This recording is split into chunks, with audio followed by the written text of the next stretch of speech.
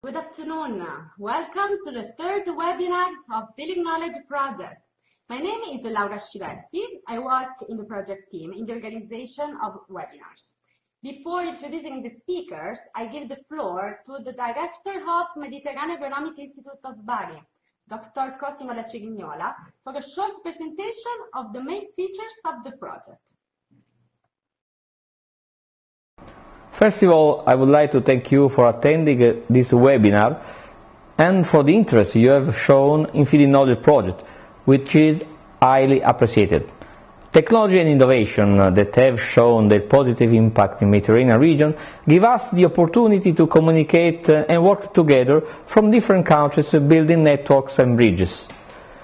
This is the best representation of the spirit of our organization, Yaseen MAIB, that, as many of you probably know, has been working hard for the last 50 years to support education, share knowledge and promote cooperation on issues related to agro-food sector in order to address one big challenge, ensuring nutrition while coping with scarcity of resources.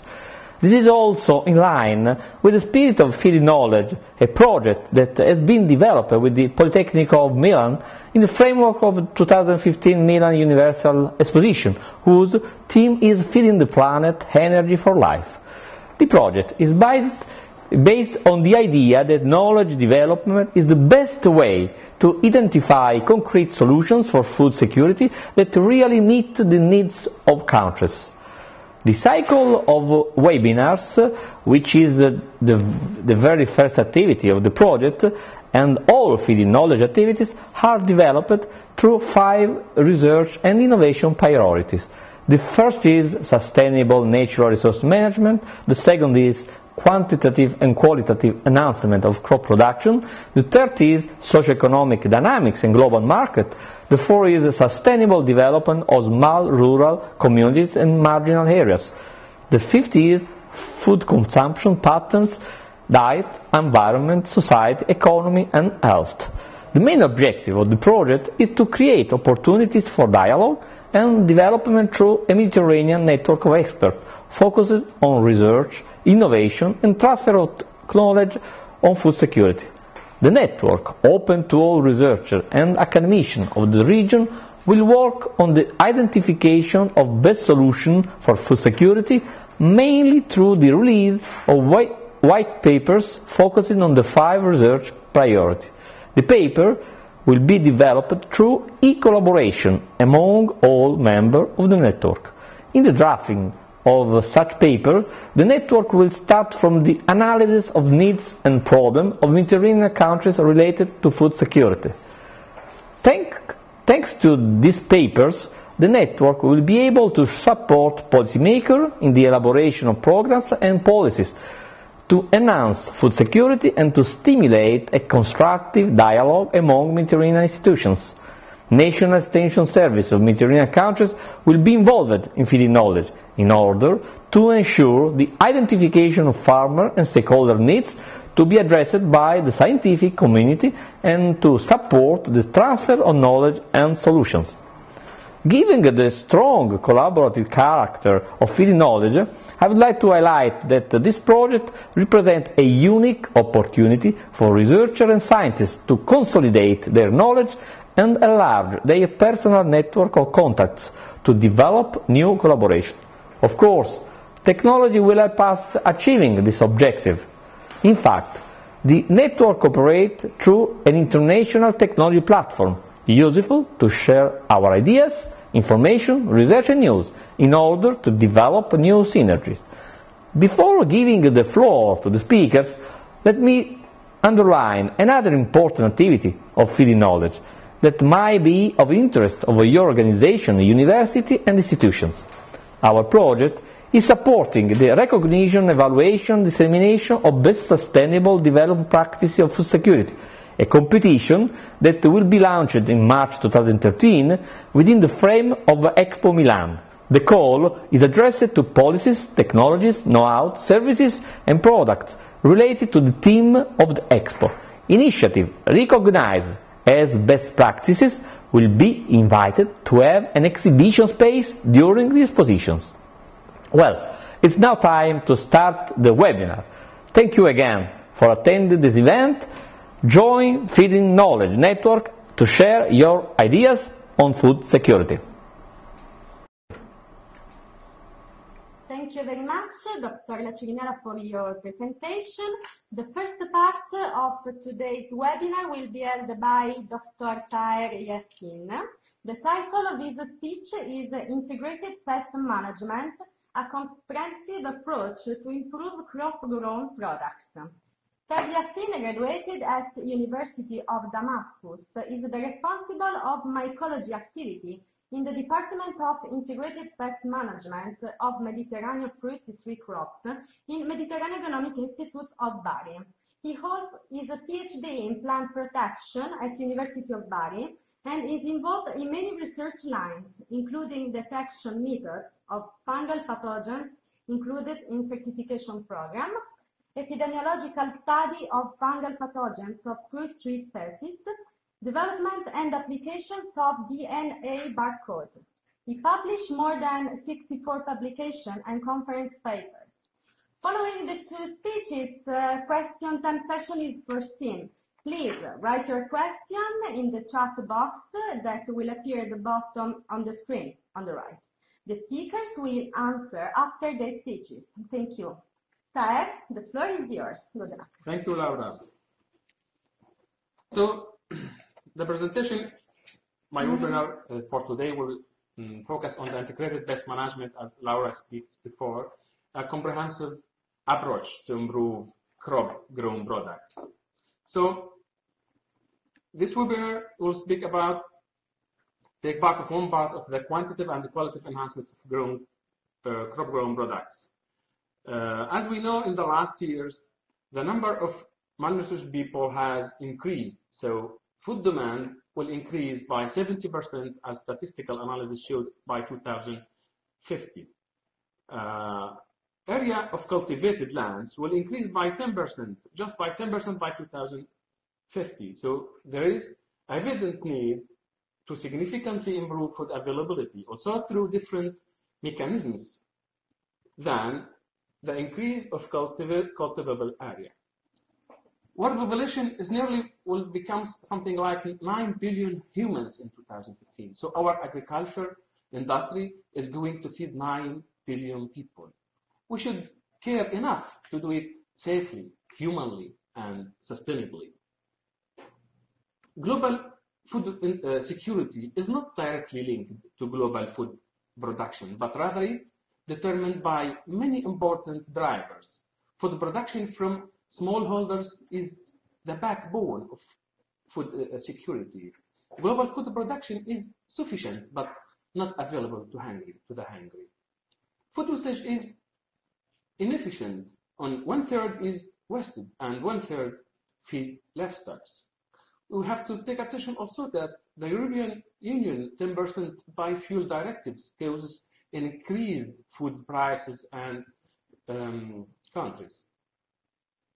Enhancement,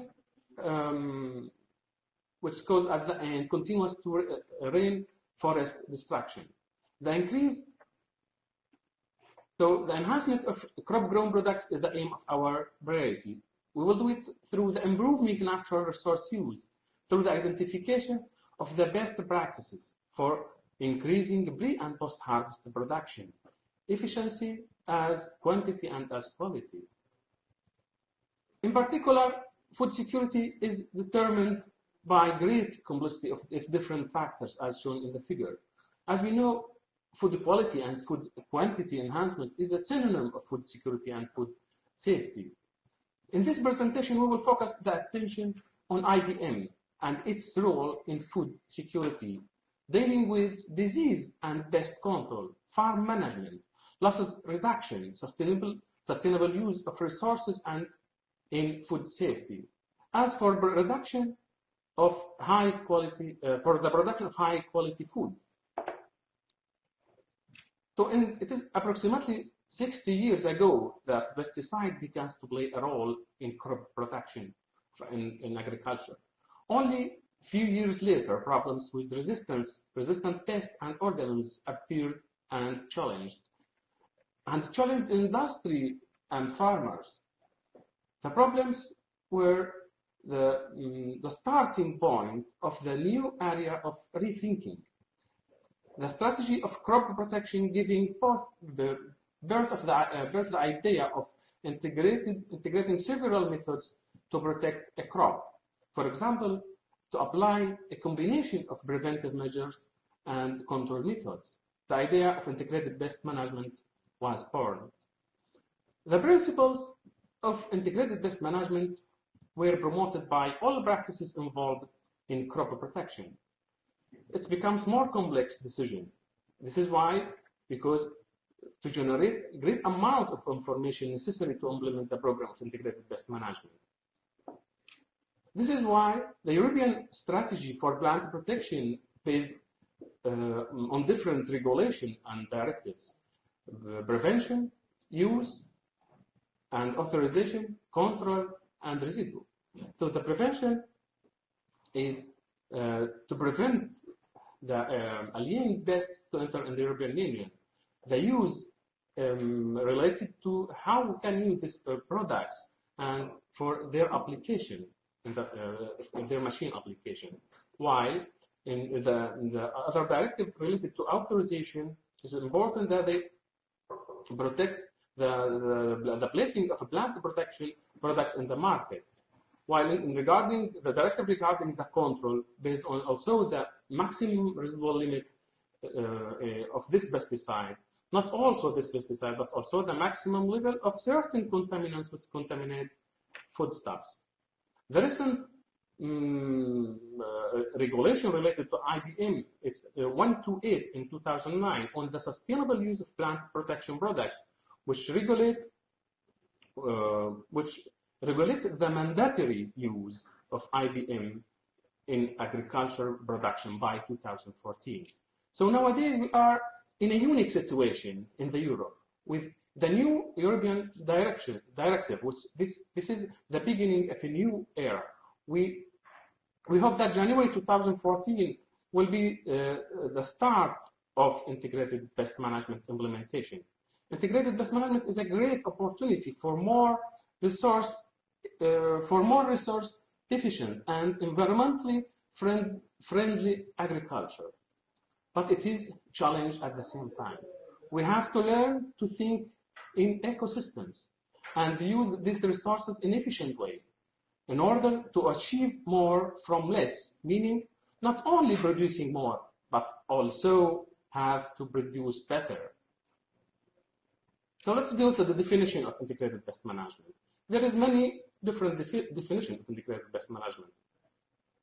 We will obtain this one, which means that integrated pest management is an approach aimed to the careful consideration of all available pest control techniques and subsequent integration of appropriate measures that discourage and the development of pest population and keep pesticides and other interventions to levels that are economically justified and reduce or minimize risk of human health and environment. Integrated pest management emphasizes the growth of a healthy crop with the least possible disruption to agro-ecosystems and encourages natural pest control mechanisms.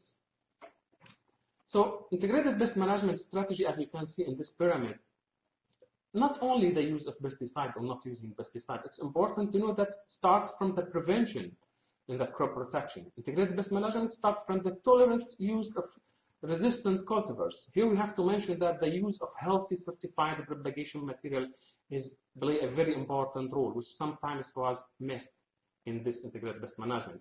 The other point is enhancement of natural enemies. Also cultural practices like cultivation techniques, fertilizer, irrigation, and crop rotation are also given an important role. Till the point where we reach the threshold value. The threshold value is which we monitor by the risk assessment using different systems like warning, forecasting, early diagnostic systems.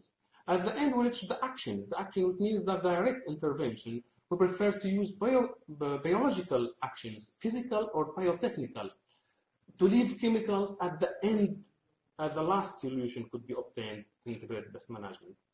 Integrated pest management have 7 base rules should be taken into consideration, starting at the beginning to know the pest, to also follow, also to know the key beneficial, explore the crop, and separate the decisions on estimated pest infestation. The selection of the correct product play an important role, as well as the use of a correct dose and application techniques. This is all should be applied in a frame with applying an anti-resistant management strategy. This is all lead us to minimize environmental impact. Why do we need IBM? There is many reasons. We will just mention some of them. The first one, the unnecessary pesticide use is avoided. Many times farmers use pesticide where there is no pest in the field, whereas exactly just some kind of contamination. The use of combination of different control methods is also important. This is why we use IBM. The benefits of modern technology are combined with the good agricultural practices. This is also important that we have in many innovation techniques, and we will speak about that later. Improvement of quality of agricultural products is also one of the aims of integrated pest management. Sustainable agricultural practices, and at the end, risk to human health and impact of environment are minimized. So now, the attention should be posed on healthiness and environment. Healthiness, why? Because a large-scale distribution asks, and consumer demands ask for less residue and less quantity, and the number of molecules present in foodstuffs. Also asks for low environmental impact agricultural practices, and asks for worker safety. This is lead us for sustainable food production, for more production with less input and less impact. So let's mention of some proactive. We'll divide the control methods of integrated pest management in proactive and reactive. In proactive one, and their relation with the activity against insects, nematodes, disease, and weeds. We'll mention again here the choice of varieties and rootstock, especially when they are come from certified seed plants, is the most important pillar of the to create integrated pest management choice. There is other points is also quite important. We will mention also pruning. When we sometimes make a pruning to make erosion in the tree to reduce the favorite condition of the pest. Enhancement of natural enemies also one of the basis of proactive control measures. Let's go to reactive non-chemical control methods. Here there is many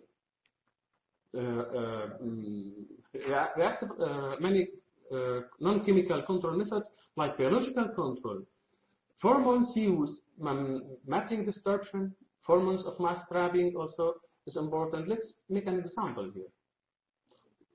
Worldwide use of pheromones of matting dispersion in 2011 was a total of 770,000 hectares. An example of matting dispersion in Europe in palm and stone fruit, it's 110,000 hectares.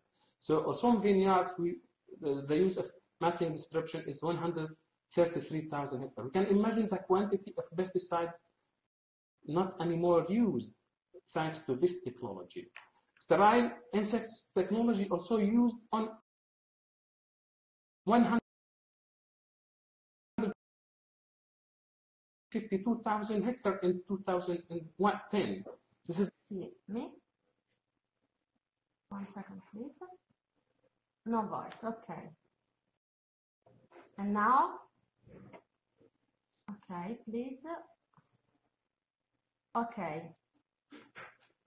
Okay, give me feedback, please. Tell me that you can hear my voice. Okay. 1 second, please. Let's go into some technical check. Sorry.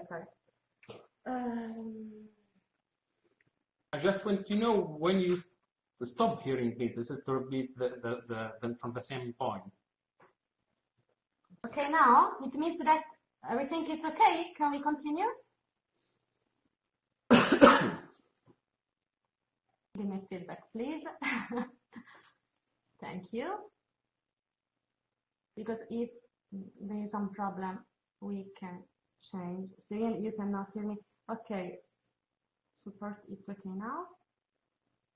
No. Allegra, can you give me your feedback, please? Okay. Okay. For the others, probably the problem is related to the connection, to your connection. Okay. Okay. I will continue. Sorry, No, thank you, Laura. Sorry for the technical error. Anyway, we were speaking about the integrated pest management and its dependence. So as you can see in this diagram, the conventional control methods make heavy use of pesticides, which associated with a strong dependence on chemicals. But integrated pest management use knowledge to decrease pesticide use in plant protection products using various methods of defense. Greater benefits will be obtained, but the system increases the complexity. So we need to adapt the management to multiple criteria, to local conditions and cost-benefit analysis. The decision in IPM is quantified in two kinds of decisions: strategic decision and tactical decision. Prevention and suppression means of pesticide lead us to make a preventive measures, which we call it the strategic decision, while tactical decision starts from observation. And the observation doesn't need just observation, but also mean the monitoring methods and tools, sampling technology, which lead us at the end to decide the threshold. So the threshold which we use, we obtain there, give us the decision to make the action. The action is preferred to be non-chemical methods, and it must be specifically and minimal side effect which should be obtained. Reduced and targeted use also are preferred. Also, we have to obtain the anti-resistant strategy. All this information, results, analysis, and evaluation of the success of this strategy will lead us to make the tactical decision. We have to focus our attention on the methods of tool of monitoring, where we will speak about the traditional and advanced detection method. It's not enough to use of isolation, serological, and molecular technology give us a rapid decision, but the later one, the molecular technology, have their advantages and their disadvantages. The advantages that nucleic acids are not influenced by the physical stage of the pathogen. More comprehensive and more sensitive, less time and space consuming. But the disadvantages are more complex and costs. Highly skilled staff are needed and modern instruments.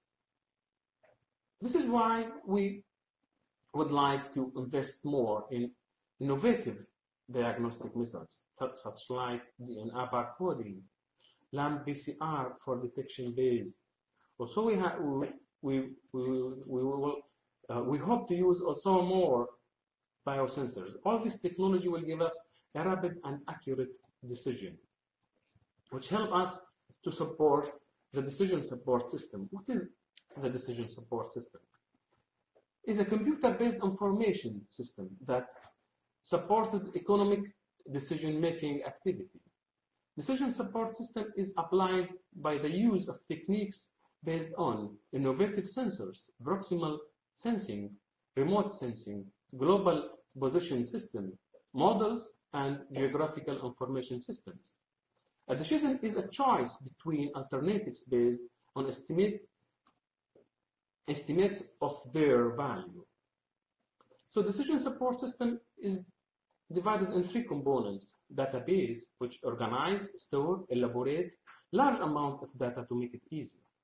And the model is to present the object, an object, concept or system. And the user interference, the user interface, that is what come between the machine and the user, allowing the interface between the two things. So the user interface consists of a hardware part, physical, and the software part, logic. So the users themselves are also important components of the architecture of a decision support system. Here we will just summarize how decision support system work. So at the beginning, the data collection starts from the fields such as temperature, relative humidity, wetness, and this data collection are acquired through the sensors automatically collecting this data, and the sensors are developed in the field, communicate and record data to the node in the network. Collecting this environmental information is very important. So at the same time, other data concerning the phenologic stage of the plant, as well as the disease and insect stage in the life cycle, so important, should be collected by digital assistant. And this information at the end sent by GPRS, General Packet Radio Service, to a server. In this moment, the server gives us enough information to the decision support system provider to implement and maintain, which called the implementation and maintenance of this information. At the same time, researchers can enter themselves in the system and making updating of this information. And here we have to mention also the expert who make the decision with his feedback with other users or other advices comes from the provider or researcher, give us enough information, site-specific information, which give him enough information to make that decision, causing the action at the end. So let's see what is IBM future research, what in our opinion. The first one is the development of early pest pathogen alert methods on large scale through innovative decision support system. The second one, the aim of further research on IBM is the decrease of pesticide use using low environmental impact products and biological control. The third important point is the application of innovative practices using environmental friendly technology. The fourth one is the adaptation of cropping systems to climate change and biotic and abiotic stresses using resilient plants and soils. The fifth point is the enhancement of the quality of nursery production by innovative eco-combustible methods. And the last one is the setting up innovative, rapid, and accurate tools for pest pathogen sampling and detection on large and small scales. Thank you very much. I'll give the floor again to Laura. Thank you, Laura. Thank you very much, Thaer, for your presentation. Very, very interesting presentation. Now I'm going to introduce the second speaker, is Dr. Alessandra Ricelli. She will give a speech on toxic metabolites that treat food quality. The case of mycotoxins. Some information about Dr. Alessandra Ricelli. Alessandra Ricelli graduated in biological sciences and obtained a PhD in environmental sciences at the University of Rome. From 1996 to 1999, she worked at National Research Institute for Food and Nutrition and Food Technologies. And from 2001, she works at National Research Council as a researcher.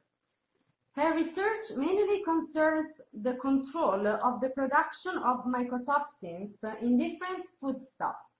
She published more than 50 publications and conference papers. Alessandra, the floor is yours. Good luck. Thank you, Laura. Thank you, and welcome to this Feeding Knowledge Corner.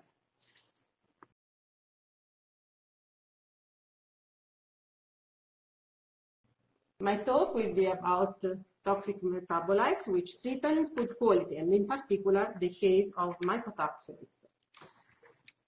It is well known that there is an urgent need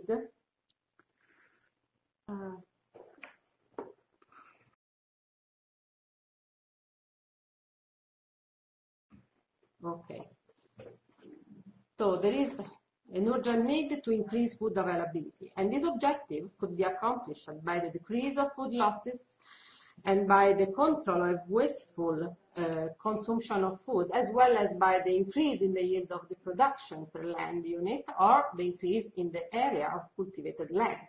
Of course, this objective must be accompanied by an increase in the average quality of foodstuffs. And the management of the quality of foodstuffs needs a complex system like the agricultural decision support system, which helps final users to connect different parts of the agricultural production, mainly by the collection of data, their analysis, and their interpretation.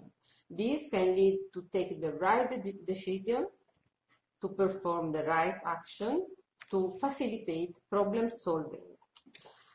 And in particular, the agricultural decision support system can allow the early diagnosis of the main pathogens, the application of stringent quality control systems, and the elaboration of sustainable strategies for the control. And this in turn allows the control of food losses and high quality production. But what are the main pathogens in our agricultural systems? It is well known that microorganisms play a key role as contaminants, and in particular fungal microorganisms. But if fungal pathogen is a mycotoxigenic fungus, the disease is not necessarily a visible alteration of the host, but also an invisible presence of its toxic metabolites, in this case mycotoxins. Mycotoxins are secondary metabolites, which are synthesized mainly by fungi belonging to Aspergillus, Penicillium, and Fusarium genera, and these are quite widespread fungal genera. We know more than 200 molecules as mycotoxins, and here are represented just few molecules like aflatoxin B1, ochratoxin A, and patulin. All mycotoxins are toxic for vertebrates, and the most important toxic effects are represented by the induction of certain types of cancer, and aflatoxin B1 can cause this effect, or by the weakening of the immune system, and ochratoxin A and patulin exert this toxic effect. We know that some mycotoxins can be produced by fungi belonging to different species within the same fungal genus, and this is the case of aflatoxins, which are produced mainly by Aspergillus flavus and Aspergillus parasiticus. But there are some mycotoxins which are produced by fungi belonging to different fungal genera, like ochratoxin A, which is produced by Aspergillus ocraceus, by Aspergillus carbonarius, but also by Penicillium verrucosum.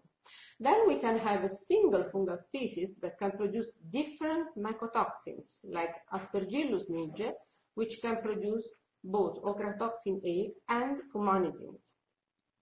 So we know that there are several critical points for the entry of fungal infection and for a possible mycotoxin contamination in a typical food chain. But we know also that the contamination of crop plants in the field and crop contamination, or in general foodstuffs contamination during storage, are the most likely entry points. And in particular, if contaminated crops are consumed directly. 1 second, Alessandra. Let's go in again to check the voice today. Okay. Can you hear me now? Okay. Yes, somehow there are problems today, but okay, perfect. Okay, sorry, Alessandra, you can continue. Okay, thank you, Laura. So if the contaminated crops are assumed by livestock, we have the presence of mycotoxins in the tissues and in secretion of these cattle. So we can have mycotoxin in meat products and in cheese. And if human beings ingest these products, we can have secondary mycotoxicosis. So what are the methods available for the control of mycotoxins? Detoxification and prevention. Prevention method is mainly accomplished by the use of breeding techniques, by the use of pesticides, and by good agricultural practices, while physical methods and adsorbents are mainly used for detoxification. And the importance of the control of mycotoxins is underlined by different European laws, and in particular by this law which regulates the maximum level of certain contaminants, and in particular of mycotoxins, in foodstuffs. So to date, the main strategy to control the presence of these contaminants has been the use of pesticides. But we know that there is a growing concern about the possible toxicity of these molecules, and also a growing concern about the arising of some resistant fungal strains. So we need alternative measures.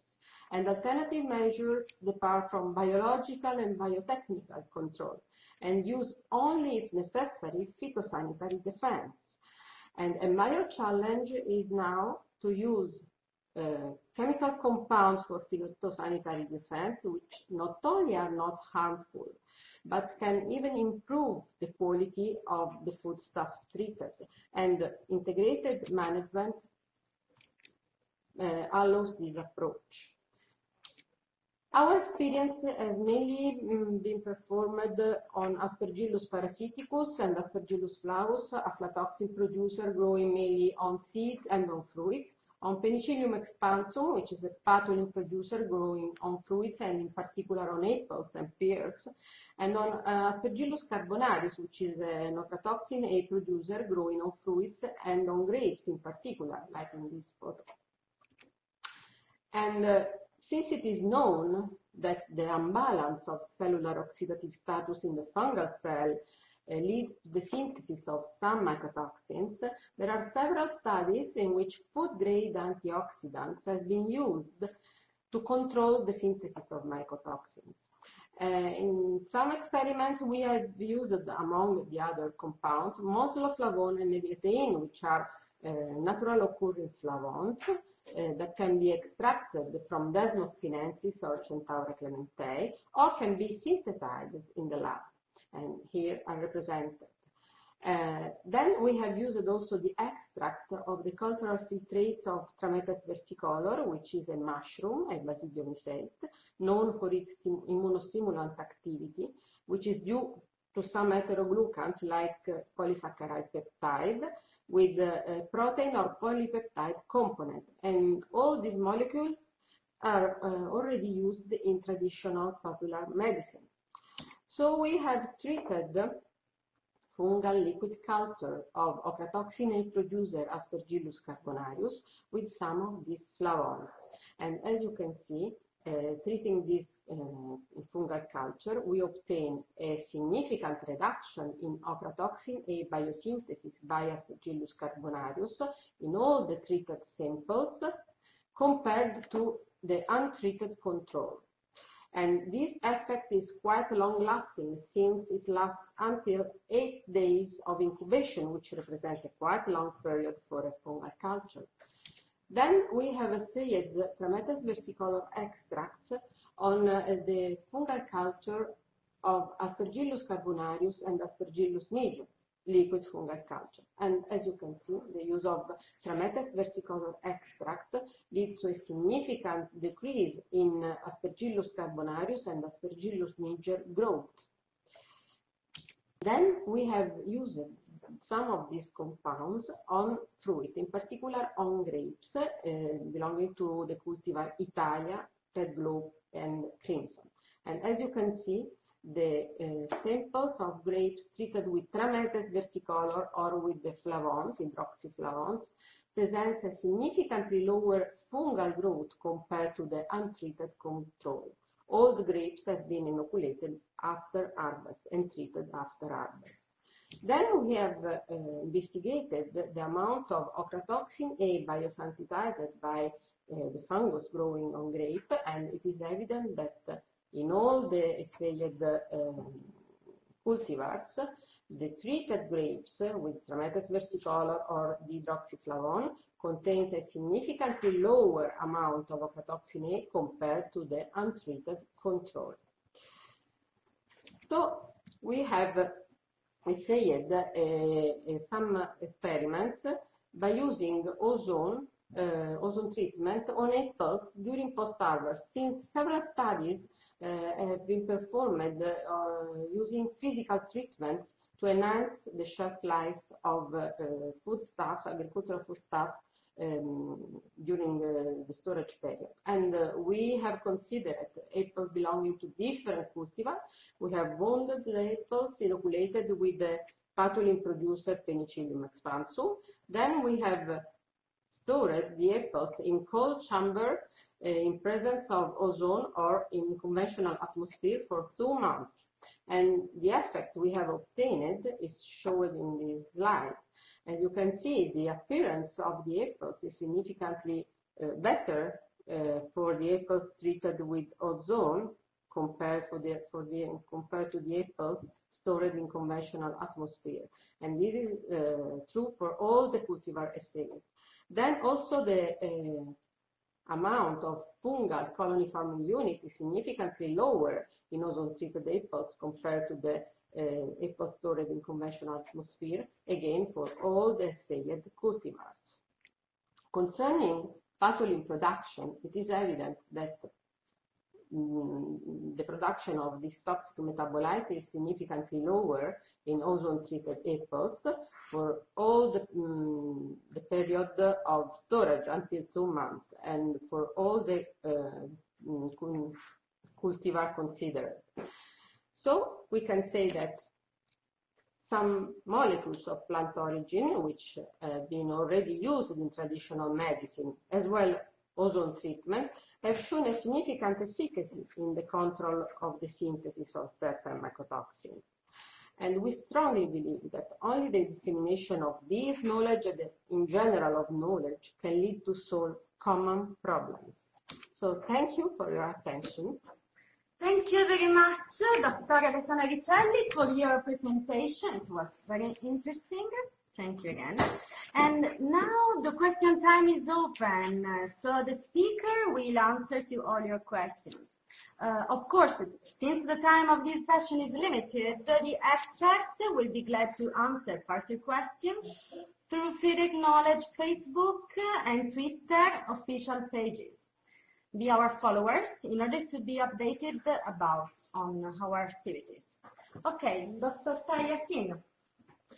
Thank you very much for the big number of questions. Unfortunately, I'm not able to reply to all of them at the same time at this moment. So I will just reply to what arrived, let's say, earlier. So one question was how we can get certified propagation material in some Mediterranean countries. So here we can give him some examples about projects carried out by our institute in different countries. The collaboration projects from Italian Ministry of Foreign Affairs carried out in Egypt, in Tunisia, Algeria, and this give a hand of the national production of certified propagation material, especially also for national varieties. Another question asks about some examples which we apply in integrated pest management here. I can give him an example about the use of matting destruction technology against Lobesia petrani in table grape in Apulia, which save a lot of, which I mentioned also during the presentation. Another example, we can tell him also about ozone application in the post-harvest, where we can reduce the losses and induce the quantity and the quality. Just to know that ozone is able to reduce the residue of pesticide and to elongate the shelf life of these products. Another question is also about how the system of alert is, we can use the alert system for small farmers.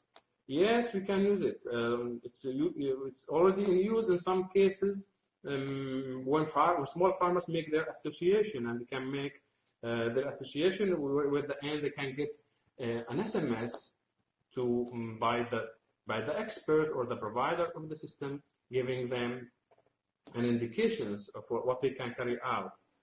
Let's go to another question: how can convince the farmers? This is a nice question to adopt integrated pest management solution.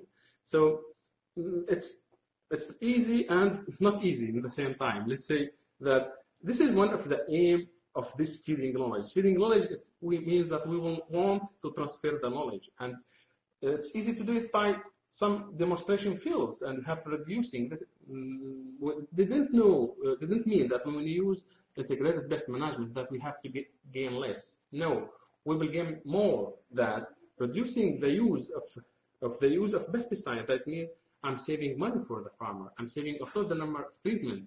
I reduce also the losses. His losses in economic point of view. Sometimes they carry out, as we mentioned, treatments and useless treatments when they don't know the presence or the absence of the insect or the pathogen.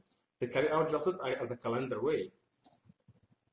Let's go to another question.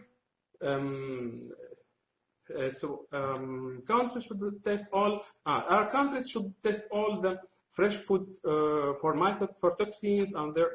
Yes, this is a question. It's difficult to get a standard reply about that, because many countries have no regulation to test their toxins or to test their pesticides in the entrance of the food. It's important to carry out a harmonization of this standard regulation on all Mediterranean countries. So, and this is why during this activity and during this webinar of integrated pest management, we hope to carry out a kind of network of all experts in the Mediterranean countries. And we want to have their feedback and how we can do that. This is one from the most important aims in this variety. We want to harmonize and to apply more control on food quality, to have more healthy food and to use less contaminants in the environment to get a sustainable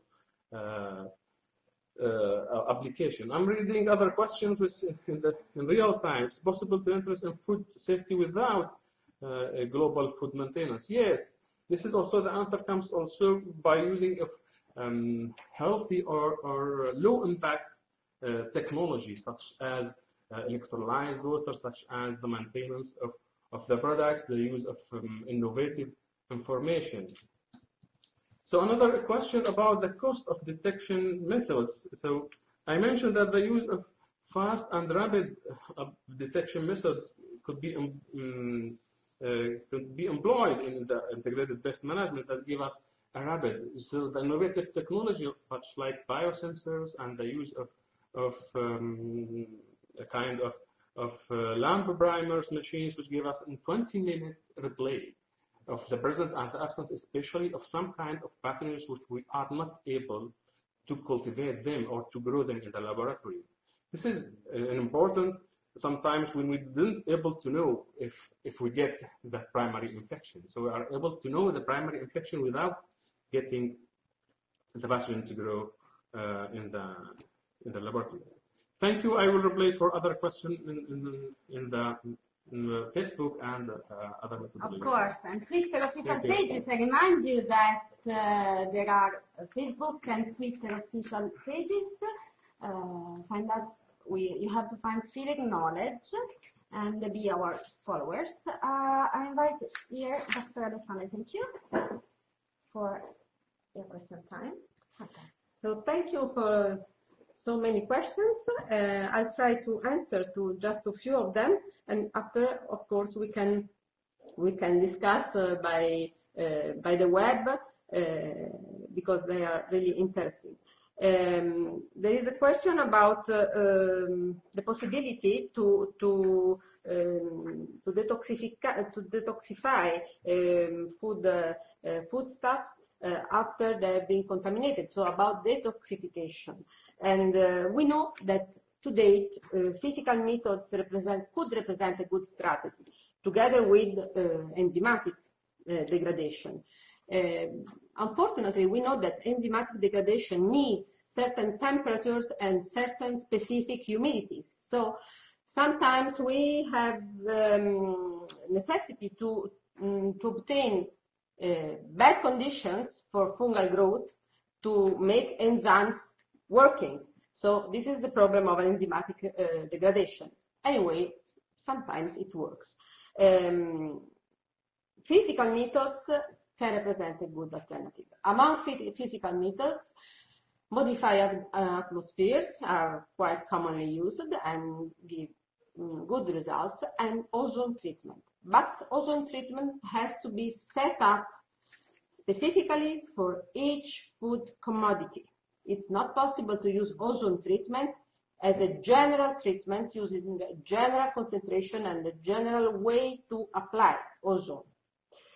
Another question is about the best way to keep foodstuffs in the right conditions for food quality, high food quality foodstuffs during storage.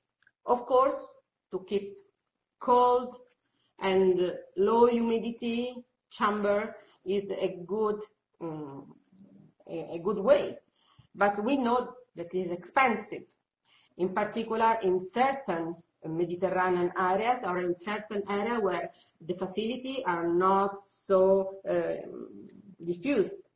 So in this case, ozone treatment could represent an answer.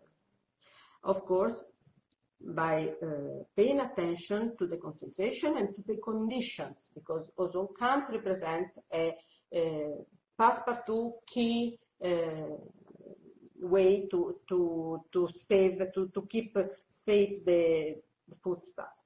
Another question is about quarantine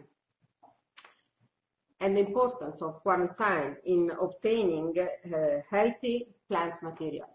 Of course, quarantine is of fundamental, of key importance, but we have to pay attention, because even if we put in the field healthy material, healthy plant material, we know that fungi are present, and we can't obtain field without fungi, without fungal pollution, without fungal infection.